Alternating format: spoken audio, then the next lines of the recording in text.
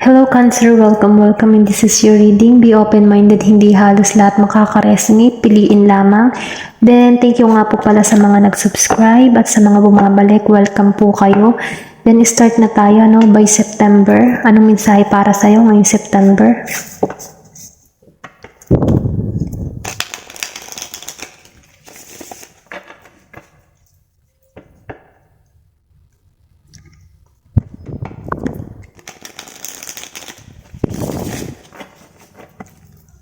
Give me the message for Cancer ngayong September.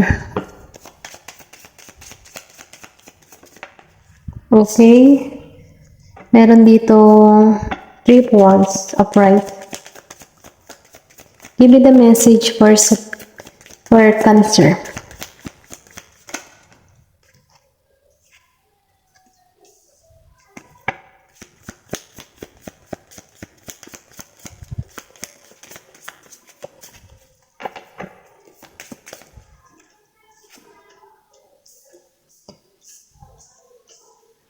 Hierophant.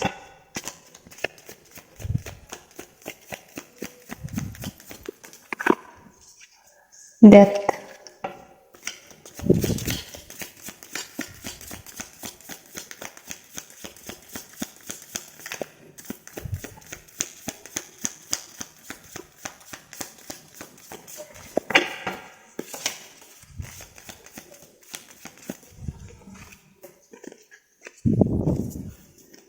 Okay. Sinasabi dito,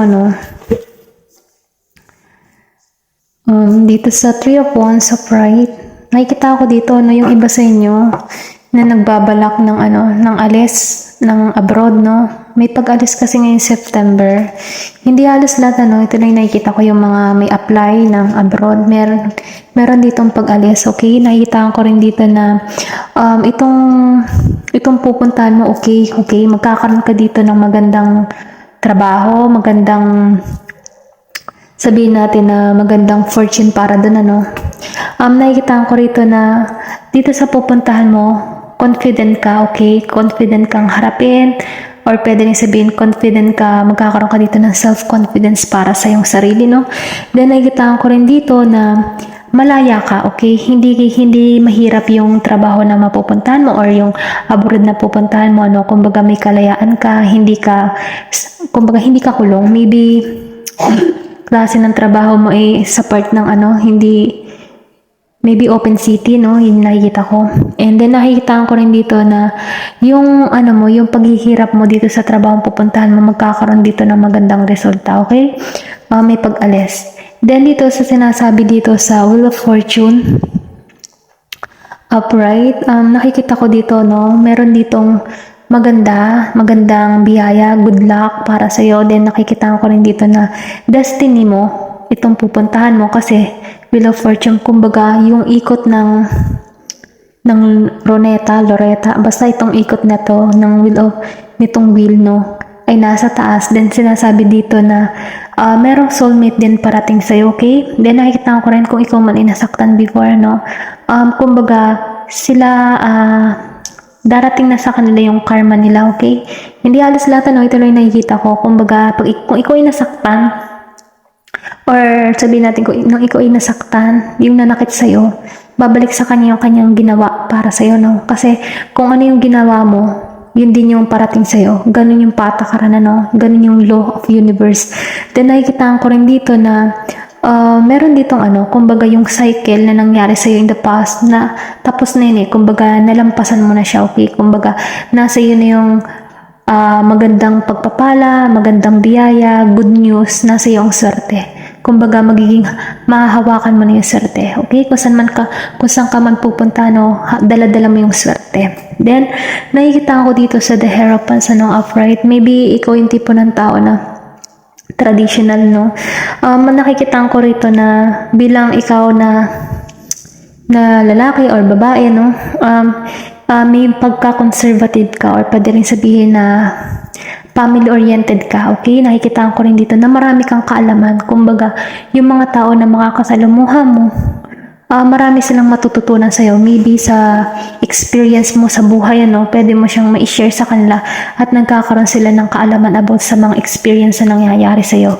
Then, nakikita ko rin dito na maybe yung iba sa inyo teacher, okay? Ayun yung nakikita ko, may pagka-teacher, maraming natututunan sa tao na to, okay? Or pwede rin sabihin na may person ka na teacher na nagbibigay ng aral para sa'yo, okay? Then, pinapayuhan ka, o ganon. Yun yung nakikita ko, Kumbaga, marami siyang, commitment, Kumbaga, kung sa isang relasyon, nakakommit talaga siya sa'yo at dun marami kang matututunan sa kanya. Kasi nakikita ko rin dito na siya yung tipo ng tao na pang marriage na. Kumbaga, ideal man, ideal woman, ganyan. Kumbaga, pandambana, okay? Ayun nakikita ko.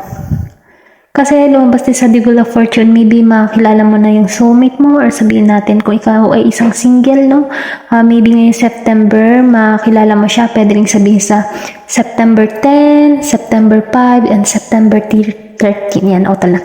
September 13, or pwede rin makilala mo siya sa kasalan, sa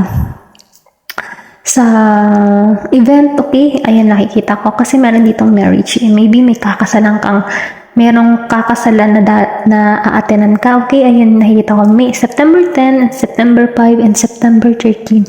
Pwede mo siyang makilala. Then, nakikita ko rin na sign ng Aries, Taurus, Scorpio, Sagittarius, Leo, okay? Maybe yun yung person na parating sa'yo or pwede rin sabihin ito yung person mo sa panahon ngayon, nakikita ko rin dito, yung iba sa inyo, kumbaga, kung merong masakit na karanasan or sabihin natin na masakit na pangyayari na kinaharapan, kumbaga, nalampasan mo yan, okay? Kasi lumabas din sa The Wheel of Fortune, so ibig sabihin, tapos na yung cycle na yun, So ngayon nandito, lumabas si Death. Nakikita ko rito na meron ditong transformation para sa'yo. Kumbaga, inilalahad na sa'yo, merong pagbabagong mangyayari sa'yo kasi nawala na, so ngayon may pagbabago. Kumbaga, inalisan mo, may parating, okay? Then, nakikita ko rin dito na meron ditong biglaan, hindi mo inaasahan na mangyayari sa'yo. Pwede rin sabihin na merong biyaya, kasi the wheel, lumabas, may biyayang parating sa'yo, or pwede rin sabihin na ito na yung panahon na aalisan mo na yung mga masasakit na pangyayari sa'yo. Kumbaga, i-release mo na siya, okay? Ito yung nakikita ko. Kumbaga, handa ka na ulit na sumubok ng panibagong buhay. Pwede rin sabihin na handa ka na ulit magmahal, okay? Kumbaga, new para sa iyong lahat, okay? Or pwede rin sabihin na bagong pag-ibig, bagong relasyon na tutungo sa'yo sa kasi lumabas si The Hierophant, So, ibig sabihin na nagkakaroon ka dito ng bagong perspective or perspective para sa'yo, Ayun yung nakikita ko. Then, dito sa Knight of Wands, reverse, dahil lumabas siya naka-reverse, sinasabi dito, meron ditong person na may pagka-arrogante, okay? So, sinasabi dito na ingat-ingatan mo, kumbaga itong taong ito ay sobra siyang overconfident para sa kanyang sarili, may pagka-rude siyang magsalita. So, sinasabi dito na umiwas ka sa mga ganitong klase ng tao ngayong September. Huwag kang papatol kasi hindi magkakaroon ng magandang resulta. So, sinasabi dito, kumbaga, binibigyan ka lang dito ng babala na iwasan mo muna itong mga ganitong klase ng tao kasi hindi ito makakabuti para sa'yo, okay? Then, dito naman, lumalabas dito sa Seven of Wands upright, sinasabi dito na paniniwalaan mo kung ano yung iyong, kumbaga, may paninindigan ka sa iyong paniniwala, okay? Dahil siguro, dahil dito sa pagiging arrogante, nananatili ka sa iyong paniniwala, maybe may sinusunod kang routine, then nakikitaan ko rin dito na pinaglalaban mo din kasi kung ano yung karapatan, yung karapat dapat, ganon, yung katotohan, kumbaga, naninindigan ka din dito. Then, nakikita ko rin dito, maybe makaka-encounter ka dito ng may pagka-arrogante, Pero ganon pa man, kahit ma-encounter mo ito ngayong September, pinoprotektahan mo yung sarili mo, hindi mo hayaan na ikaw ay talunin ng tao na ito. Ito na yung nakikita ko, pero mas maigi kung iwasan mo lang to kasi ano siya hindi makakabuti para sa'yo kasi napakaanit nun. Kumbaga itong taong ito ay iba ba, sarado yung isipan niya. Kumbaga mahirap makipagtalo kapag ang tao ay sarado yung isip, kumbaga may pagkamakitid, ganun. So, sinasabi dito na kung alam mo naman na ikaw yung tama, umiwas ka na lamang, kasi pwede kasing lumaki yung sitwasyon. So, ito, kumbaga, babala lamang, iwasan mo lang yung mga taong may attitude yung pag-uugali. Kumbaga, okay? Ayun lamang, tingnan lang natin kung ano yung mensahe para sa ni God. Kasi, maganda yung maganda naman yung card mo, may bago simula at nasa iyo ang swerte. Kumbaga, meron nga lang ding kailangang iwasan yung mga taong hindi makakabuti yung pag-uugali, no? Ayun, yun lang. Tingnan natin ano ka ng mensahe sa'yo. Okay. Sinasabi dito, with God, all things are possible. So, sinasabi dito, sa Diyos, lahat ay posible, Kumbaga, sa Diyos, lahat ay posible.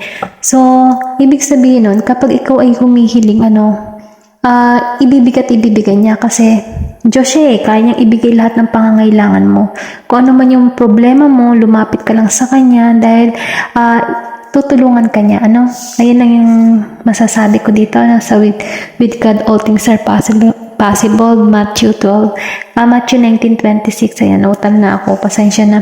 So ngayon, maniwala ka na lang at magtiwala sa Diyos dahil ibibigay niya lahat ng mga bagay na gugustuhin mo. Basta't maniwala at manalig ka lang sa Kanya. Okay? Ayun lamang, Thank you for watching and love and peace.